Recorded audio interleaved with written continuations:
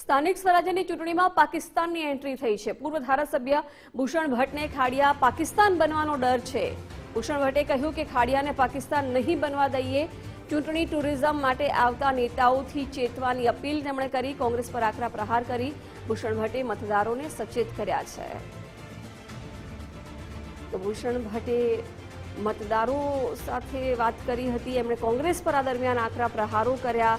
ચૂંટણી ટુરિઝમ માટે આવતા નેતાઓથી ચેતજો તેવી અપીલ તેમણે ખાડિયાની જનતાને કરી છે। કહ્યું કે ખાડિયાને પાકિસ્તાન નહીં બનવા દઈએ। ભૂષણ ભટ્ટને ખાડિયા પાકિસ્તાન બનવાનો ડર છે। સ્થાનિક સ્વરાજ્યની ચૂંટણીમાં પણ આ મુદ્દો ઉઠ્યો છે। 2026 આ ચૂંટણીની અંદર આપણે સાથે મળીને સંકલ્પ કરીએ। શહેર આખાની અંદર કોઈની નજર હોય તો ભલે હોય, પણ ખાડિયાને અમે પાકિસ્તાન નહીં થવા દઈએ। આવશે એવા લોકો પણ 2-4 દિવસમાં એ લોકો પણ આવશે। કેવા નામ, કેવા ચહેરા,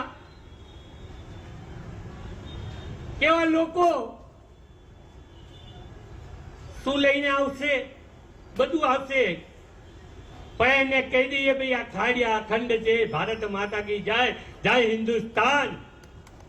ભલે અમે કદાચ થોડા ઓછા થયા, પણ ઓછા થયા તો વાંધો નથી। અમારી એકતા આજે પણ એક છે, અખંડ છે।